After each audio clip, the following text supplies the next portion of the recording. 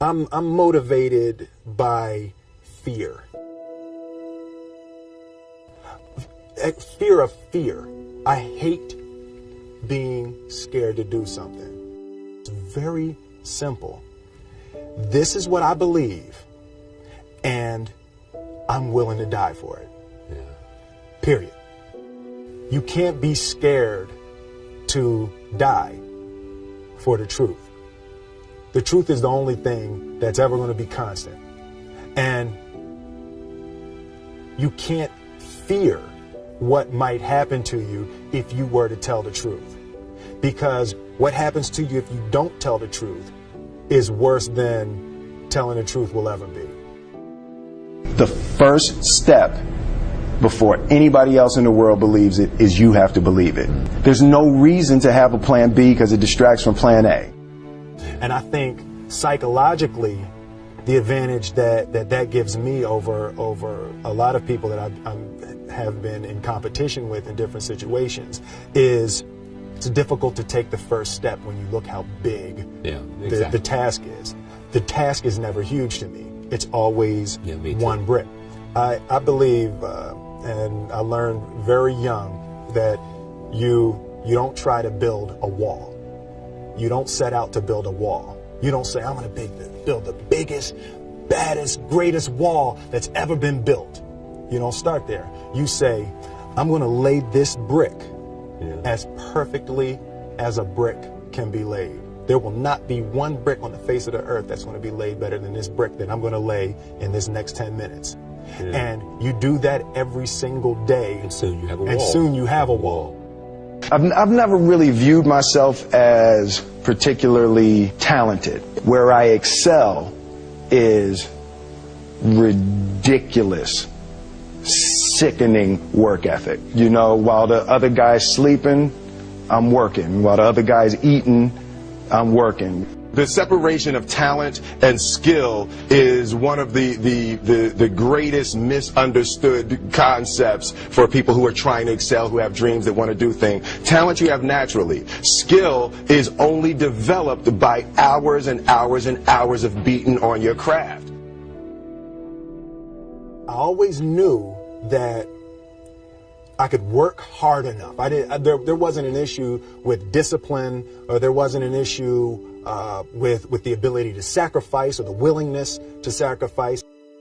There's no easy way around it. No matter how talented you are, your talent is going to fail you if you're not skilled. You know, if you don't study, if you don't work really hard and dedicate yourself to being better every single day.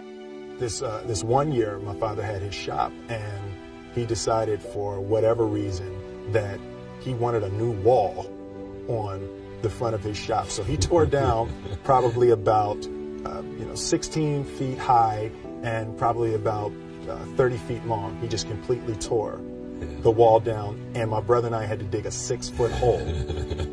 We for were the mixing foundation. for the foundation. Right. We would mix in the concrete by hand. A year and a half. We were building this wall for a year and a half. Every day after school, we would come and mixing concrete, putting it in the hole, doing it, and it was just myself and my little brother. And I remember standing back, looking at that wall, saying, there's going to be a hole here forever. A year and a half later, we laid the final brick, and my father stood back with my brother and I know he planned this. He says he didn't, but I know he had been planning this and writing this for his for the past 2 years. But we stood back, we looked at the wall, and he looked at me and my brother and said, "Don't y'all never tell me that you can't do something," and walked into the shop. As a child, my parents always told me you could be whatever you want to be. You could do whatever you want to do. And you know, that office, that position, the highest office on the face of the earth, it was something I heard my parents saying it, but I didn't totally believe it. Yet I went out in the world and I carried myself and I held my head high and I stood there and I looked people in their eyes and I talked to people as if I was deserving of everything that this planet has to offer. I really want to say to children out there and to people who are watching, Confucius said one time, he who says he can and he who says he can't are both usually right.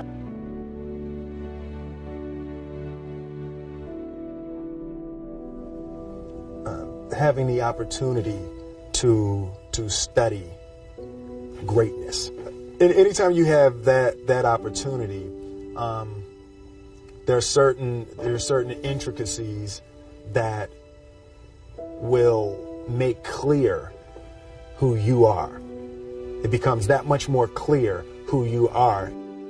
The definition of who I am is very clear to me, and it also redefines who I want to be, in that I know for a fact that I'm stronger than I thought I was. You know, you can't help but ask yourself the question, what would I do if I was in Muhammad Ali's shoes? I'm not the best at anything.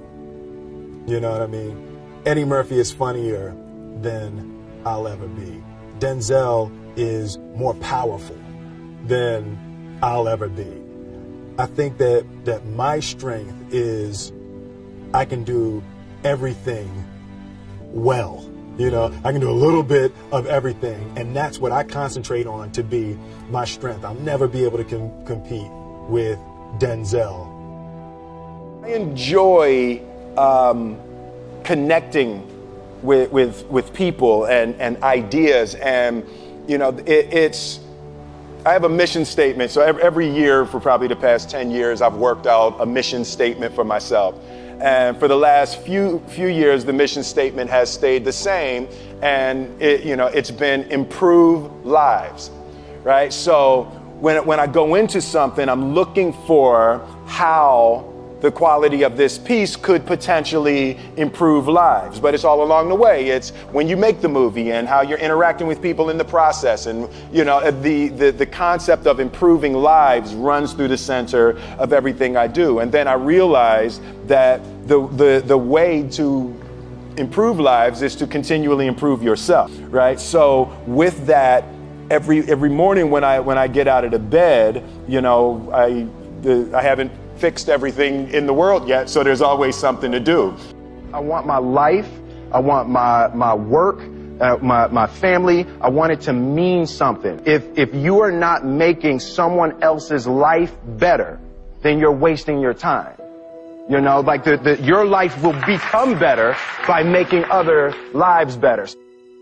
A few months ago, I said that I believe that if I chose to, I could be the president of the United States. And I think as I've had a chance to intellectualize why I said that. Yeah. And I think that there's a certain delusional quality that all successful people have to have.